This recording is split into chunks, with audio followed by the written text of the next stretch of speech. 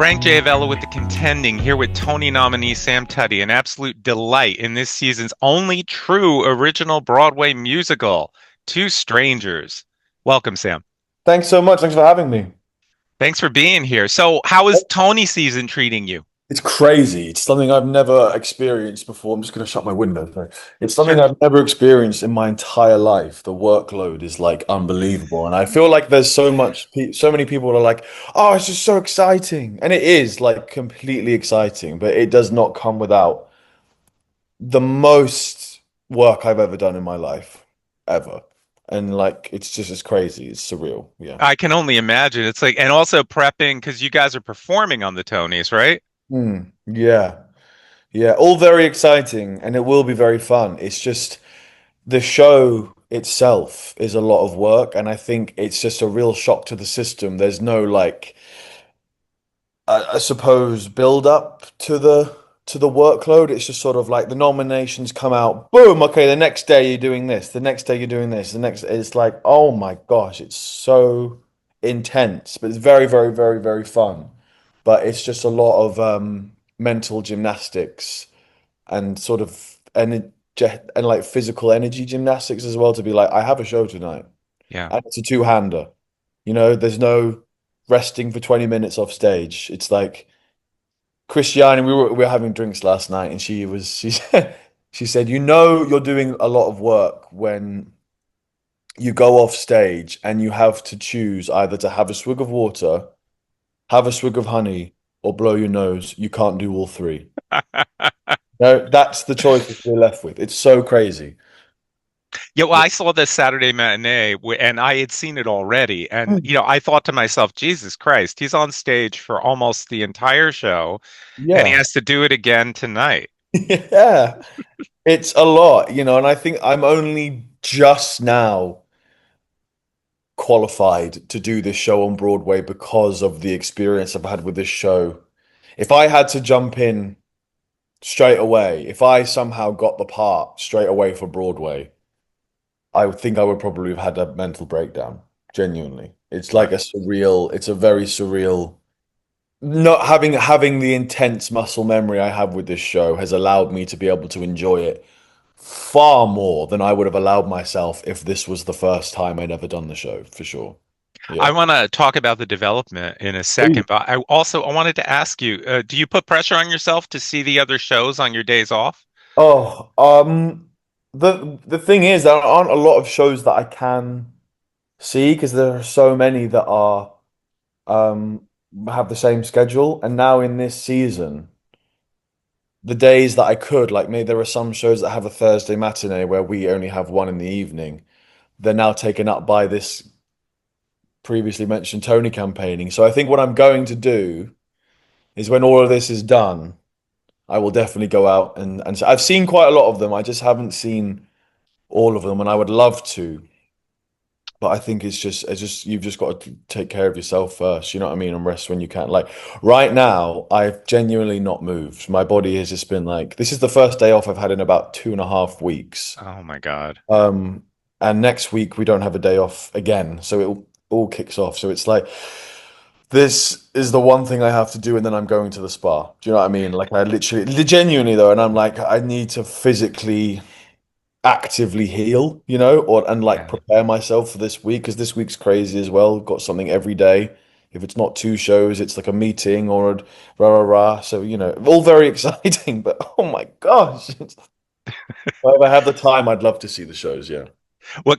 Just consider this a nice chat. There's no pressure here at Oh all. God, no, no, no, no, no, no, no. Don't be no, no, I love these things, yeah. So you've been with the show since Kiln.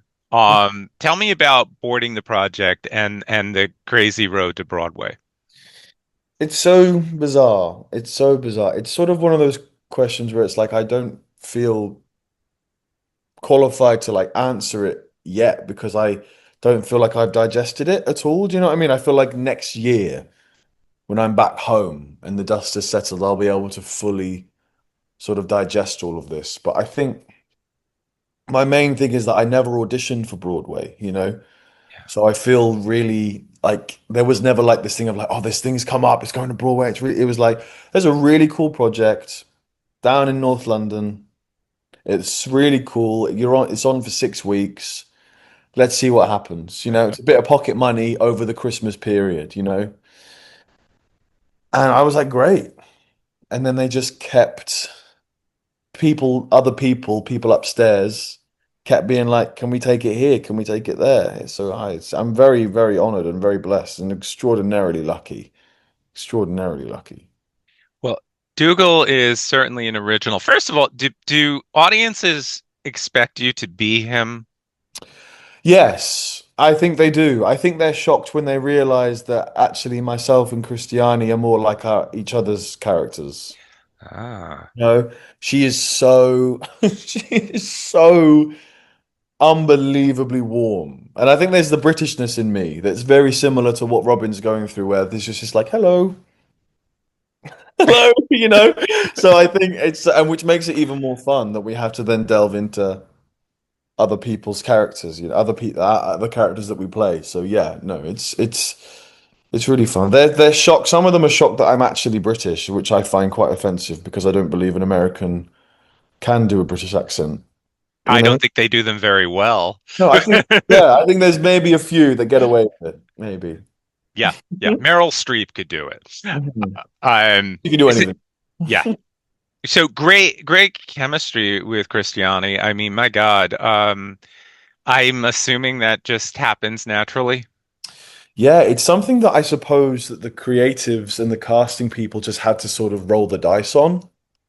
And they took me to New York for the chem reads, and it was sort of electric in the room. There was this immediate, you're great. Hmm. I'd love to do this with you. But she's just so fantastic in general. But then there's this ability to just the way she holds herself is the most perfect balance of confidence with zero arrogance. If she's intimidating, it's only because of how good she is and how nice she is. It's sort of like a very rare mix, a very, very beautiful concoction. She is genuinely a very rare breed, and I think the quality of the show rests on her shoulders. What she's done with Robin and what she's sort of instinctively cultivated, and what the writers and our director Tim Jackson have allowed her to sort of find and bring to the table and have accepted has really elevated the show, her character, and then inadvertently Dougal as well. Hmm. Yeah. Well, don't undersell yourself, Sam, because what you do with the New York number at the very beginning is you literally invite everybody in. Right. Yeah. Yeah. Yeah. It's a good terrifying song, but it's very, very fun. I think it's when the big key change happens and then people start to clap. It's like, oh, we've got a good house tune. This is going to be fun. I think makes me really excited. Yeah. What do you think? What would you say the major difference between London and New York audiences in terms of reaction to it has been? Yeah, I think New Yorkers, they understand that this is a musical for them. And there was never any bad blood in London. It was about New York. So, I suppose there was a bit of an extra mile that the audience had to sort of go to. But I think that the ease that it takes to sort of think that you're in New York while you're seeing a show in New York it just amplifies. There's this sort of like there's this I don't know, there's this, amazing amplification of the reaction. And they will understand the jokes maybe a bit better because they know the reality that Dougal is so far removed from, when he's talking about New York. Oh, you're from New York, so you must go up the Statue of Liberty all the time. Anyway, and it's like you're an idiot. Uh, and so I think they just feel like they have more of a license to laugh. And I think it's very, very scary what Kit and Jim have done. It takes a lot of bravery to be like, hey, we're two Brits. we've written a play with amazing music about New York. Would you like to see it? And New Yorkers have just been so impossibly welcoming and kind, and they just welcomed us with open arms, and they've just received it so much. And there's no prejudice that we're Brits writing it. It's just like, come on in. It's just beautiful. It's a beautiful thing, and it was very scary. It's very scary for me, to be the other half of a musical set in New York. It's like it's very, please don't, please like me, I guess. It was very scary. I I had to ask about the set because this whole luggage contraption is loaded with so many props and openings and Yeah. the concentration it must take to get all of that right, the things that you need to do. Yeah, I think at first in the rehearsal process it really did, but now I could do it standing on my head. I think is, and that's when it's good, is when it sort of becomes second nature, because everything then in your brain, when you connect the synapses, it just starts to make sense. But at the start, I was absolutely opening fridges when I should have been opening drawers, and like I was seeing a bed when I should have been seeing a perfume bottle, or the Chinese restaurant falls open because I didn't shut it correctly. All these like different things. But Sutra Gilmore, I think that I was chatting to our writers yesterday actually about how I wasn't really prepared with what I accepted when I said yes to this job 3 years ago. And then when they showed us the set, I was like, hang on, whoa, hang on a minute. What? Wait, Mhm. this is going to be something really special. Not necessarily long, but what we're going to do is going to be really interesting, and not just, in comes the set and here's a few lights and then some people move it off and then the next one, it's just this beautiful. How on earth? I think Suja Gilmore, our set designer, is just such genius. And working with Tim and the writers, it was just, how do you encapsulate New York on a Yeah. stage without falling into the complete, mainstream? Here's some like a backlit Empire State and the Statue of Liberty. And I think you just let the audience do the work for you, you Yeah. know? And, the set is brilliant, but their imagination goes 10 times further, and they see what we see, I suppose. And I think it's just so. And what I found being here specifically is that New York audiences, they love to work. They want to work for their dinner. Do you know what I mean? Yep. There was this amazing TED talk with the writers of Finding Nemo years ago, and they said, don't give the audience four, give them 2 plus 2. And I think that we fall into that of like, it's okay for the lens to be so focused on just two people. And it's just so exciting, and it's just so fun. It just feels like a play with music, which is what I sort of call it. And I think that's amplified because of the set. Sorry, I'm rambling, but I'm just very No, proud. no, no. You're making a lot of sense, and Thank there's you. nothing forced about it, and that's what I kind of Yes. really enjoy. Thank you. Yes, that's exactly it. Yeah. I do. I believe, there's so much work that we've done with this set that sort of represents New York, when it's like, their suitcases, that's to do with the airport. Is it to do with emotional baggage? They look like skyscrapers when they're lit brilliantly by our lighting designer, Jack Knowles. Like, there's just so, and our sound designer, Tony Gale, like they've just done so many things, like timed taxi beeps or sirens just slightly in the background that just remind you of where you are, Yeah. which is then perfectly timed with actual sirens going down 47th Street. Like, it's hilarious. Like, in real life, it's so fun. Yeah. Uh, is there a part of Sam that's a film lover the way Oh my Dougal God. is? If not more. If not more. I've seen every film he references, and when I got here, I watched a rom-com every week for about 3 months. Wow. So just to really go even further, I just, everything that Kit, our writer, said that inspired him, and these things. But I love films. I love films that were set in the early noughties and film, made that I think there was a magic about them back then that is that we do romanticize, but I think justifiably so. That Dougal romanticizes, and again, justifiably, yeah. No, no, I agree. I need to mention your miscast performance, because the sugar medley, because it was so much fun to watch, and to watch all of these artists watching one another. What was that event like? It was terrifying. It was all day there was this build up of just nerves. I was just terrified. I was so scared.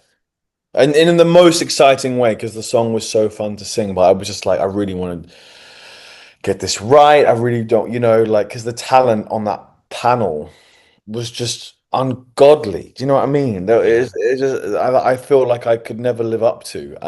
And there was just this incredible sense of community backstage, and they were just so friendly and so supportive, and they just loved the show. And it's so bizarre because we have this sort of like parasocial relationship with everyone where we like know of everyone's work, but at that time hadn't really met anyone. But now in the Tony campaign season, there's so many people now that like with all of these amazing functions and venues, we've now become friends, which is really lovely. Yeah, had spoken with Ali about it, and he said there was very little time to. So much of it was sort of made up as he was performing, which is very Mhm. interesting. Yeah. Yeah, I agree. I agree. But it was a really fun night, and I think it's a gorgeous thing. And um I think Will Van Dyke was the guy that orchestrated that medley. And he was the MD for the night and has been for years. Such a nice guy and a genius, clearly. It was really fun. So, Sam, let's flash back a little. I want you to tell me a little bit about getting the role in Evan Hansen, which was your breakthrough. Yeah, it was crazy. I mean, when I was 21 when I got it, 28 now, like Mm. thought I used up all my luck getting Evan Hansen, and then this happened to me. I sort of feel like I must be in some sort of luck deficit now. But I I had the best time ever. I mean, it was a lot of work. It was a hard gig, but there's a difference in the UK that you're sort of left alone when you open. It's sort of like now we just get to do the craft. Mm. I genuinely don't know if I could have done Evan Hansen and do a Tony campaign for it at the same time. And the fact that Ben Platt did, I revered him before, but now knowing what a Tony campaign is like and what Evan Hansen is like, it's sort of just there's a catalyst that is just amplified my respect for him 100,000-fold. I think is an unbelievable feat of achievement. But I had so much fun, and the people on that stage looked after me so much. And it was a deep, deep familial feeling with everyone and continues to this day.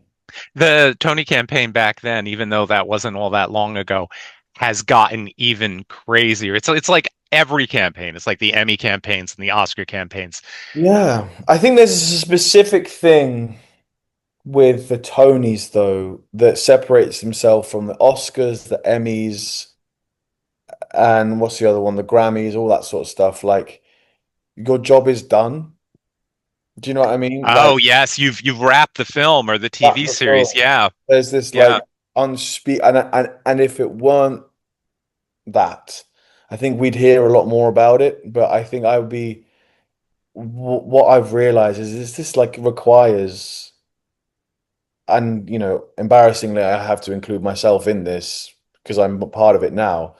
But what I never realized is that, like the sort of Olympic level stamina, mental Yeah. stamina, and physical stamina, and emotional stamina you need to be able to be like, I can do this and my job at the same time, and meet literally like 150 people in a day Mm. and still have vocal strength to then sing top B flats Yeah. like 5 times as effectively in a row.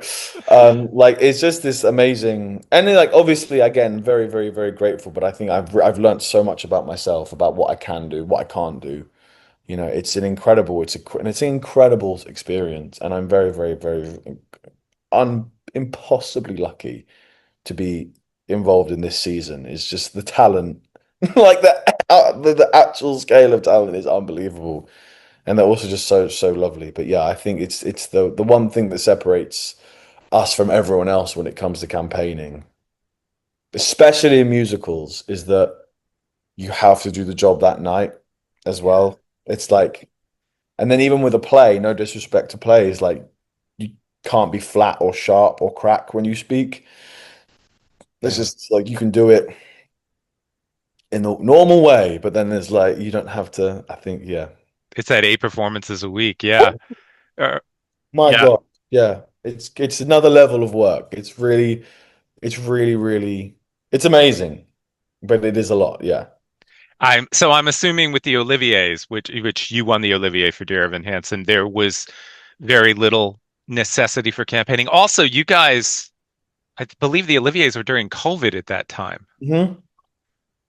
So whatever campaigning there would have been, which in my experience was none and is none, I believe. It's sort of you get the nomination, then you go to work, and then next month you go to the Olivier's and you get one or you don't. Hmm.